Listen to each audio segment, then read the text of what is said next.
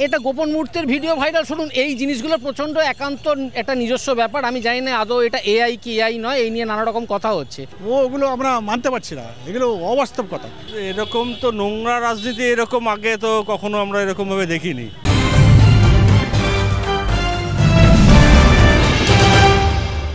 রাজনৈতিক নেতাদের গোপন মুহূর্তের ভিডিও সোশ্যাল মাধ্যমে ভাইরাল হওয়া কার্যত জলভাত ইউরোপ কান্ট্রিতে।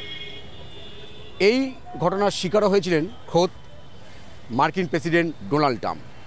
এবারে এই রোগটা সম্প্রতি ভাইরাস বা সংক্রমিত হচ্ছে বাংলার রাজনীতিতে।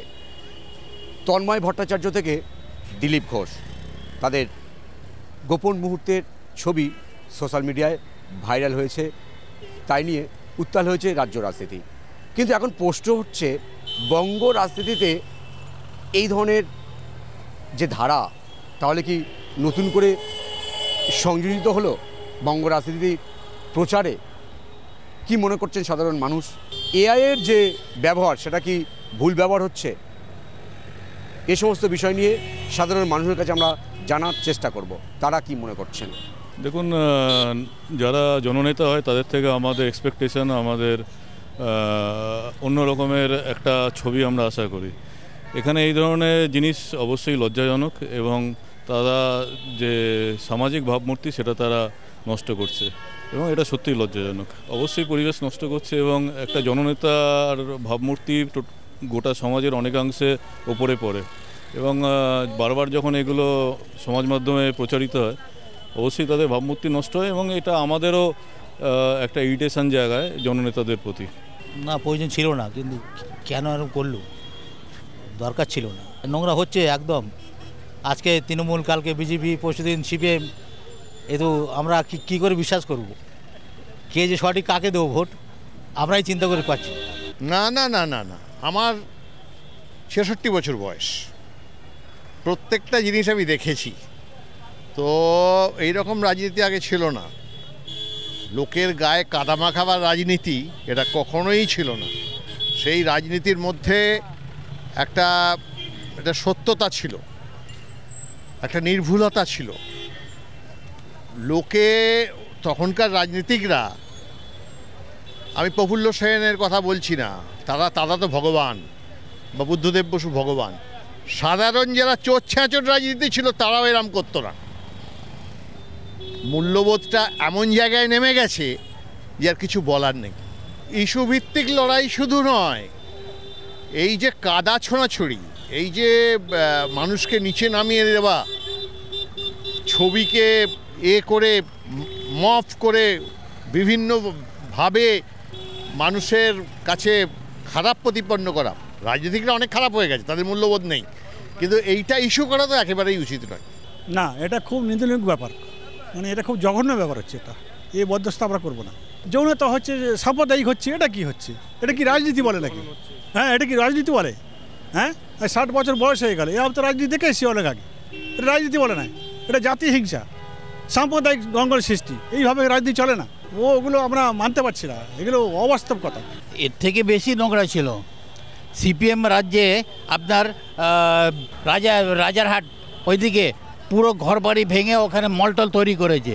তৃণমূলের রাজ্যে তবু অনেক শান্তিতে আমরা আছি। যে আদার রাজ্যে যে যত ঝামেলা হতো, যত মানে কমিউনাল রাইট হতো হেন তেন, আর তার থেকে আমরা এখন অনেক শান্তিতে আছি, এই আমি বলতে চাই। এরকম তো নোংরা রাজনীতি এরকম আগে তো কখনো আমরা এরকমভাবে দেখিনি, এই জিনিসটা আগে দেখিনি।